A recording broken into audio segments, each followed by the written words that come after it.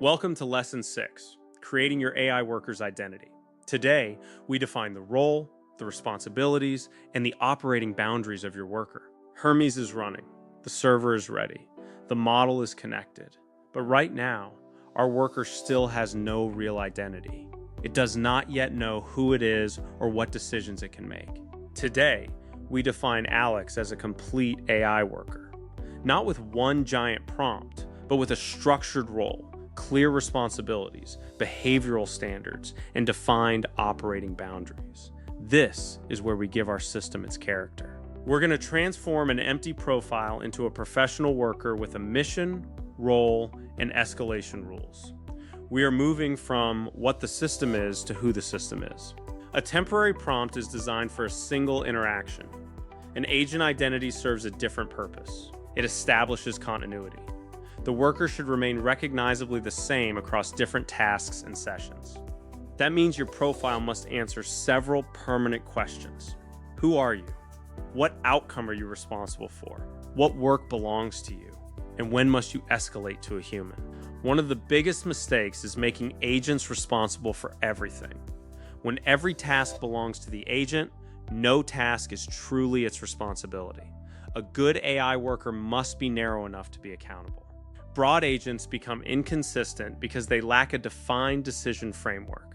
For this course, Alex will be an AI operations assistant focused exclusively on operational support and procedural work. Alex's job is to receive operational requests, organize information, and follow approved procedures.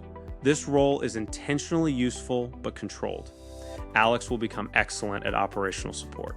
The mission statement defines the outcome Alex exists to support. It should be short, specific, and durable. A good mission does not list every task. It describes the result the worker consistently creates.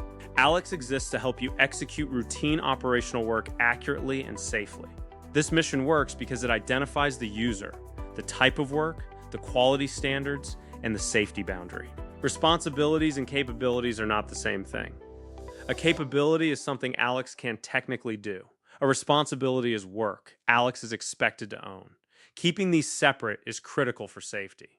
For example, Alex may be capable of drafting a marketing post, but that doesn't mean marketing belongs to his role. This distinction prevents the worker from using every available capability simply because it exists. Alex needs a short list of core responsibilities, broad enough to remain useful, but specific enough to create accountability. Let's look at the 8 core responsibilities we're assigning him. These include receiving requests, following documented procedures, producing reviewable outputs, and identifying blockers. Every skill we add later will help Alex perform these 8 responsibilities consistently. A complete role must define exclusions as clearly as responsibilities. Alex should know which work belongs somewhere else. This prevents authority drift and potential security risks. Alex does not independently approve payments, make legal commitments, or change production infrastructure. By defining what Alex does not own, we ensure the system remains safe and predictable for your business. An AI worker also needs a stable communication style. Without guidance, models can become overly verbose or vague.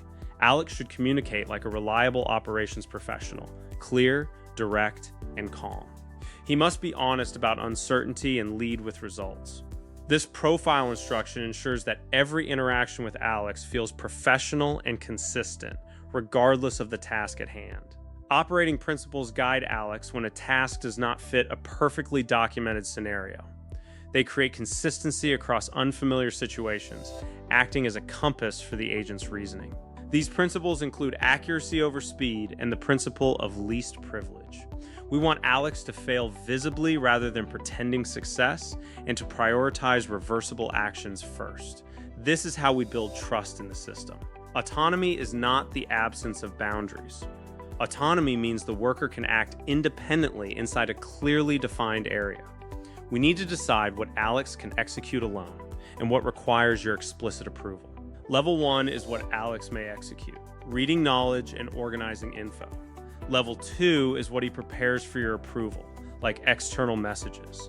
Level 3 is prohibited, bypassing security or making legal commitments. A reliable worker must know when to stop. Escalation is not failure. It is a designed safety behavior. We're going to teach Alex exactly when he needs to stop and request help.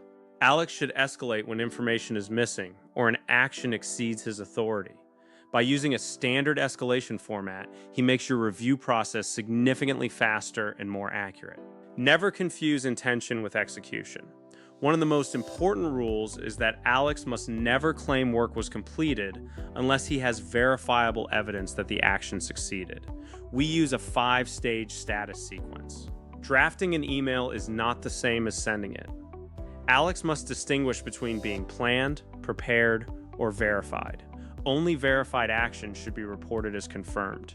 This is a non-negotiable standard for production. Now we turn these decisions into a structured profile Hermes can load. We separate stable identity, behavior, and permissions into clear configuration files rather than one giant unstructured paragraph. This directory structure is our target.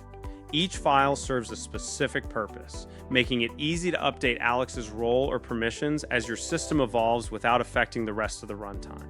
The identity file defines who Alex is and why he exists. Let's create identity.md now and fill it with our mission and primary outcomes. This is the heart of the profile. We include the role, the mission, and the identity principles we've established.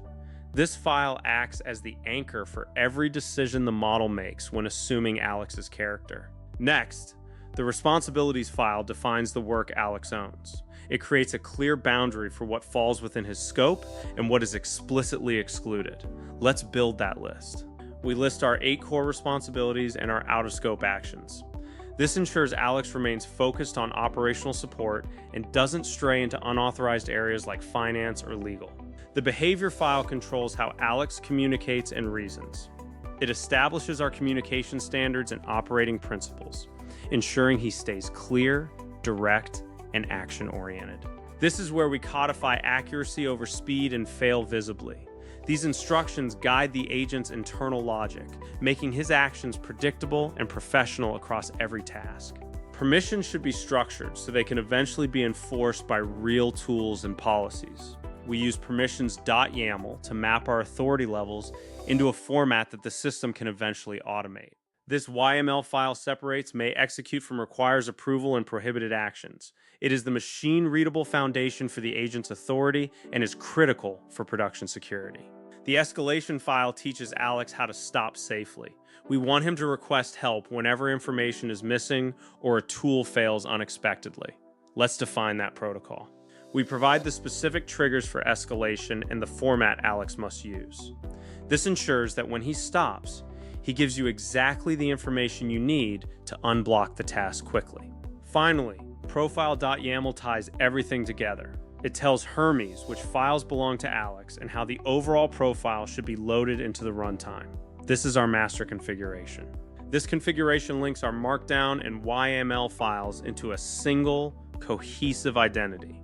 It's the final step in turning these separate documents into a functioning profile that Hermes can load. Unauthorized changes could alter how your worker behaves.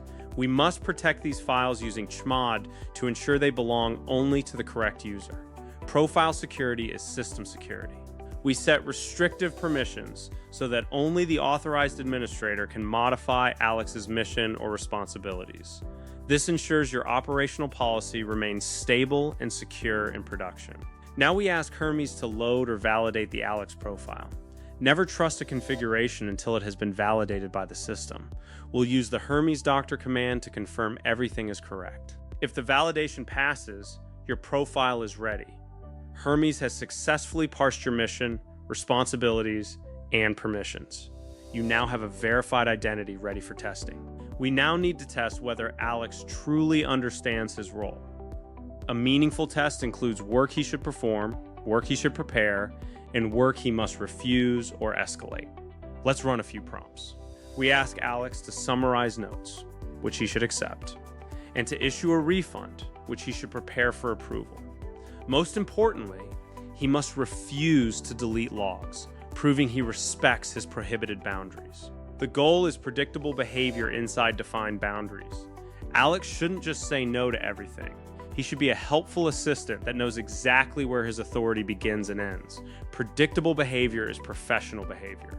By testing refusal behavior, you confirm that your security policies are actually being followed by the agent's reasoning. This is how you ensure that your worker remains an asset to your business, not a risk. As we wrap up, avoid the common mistakes. Don't write a giant personality prompt, don't give contradictory goals, and never fail to define your escalation rules.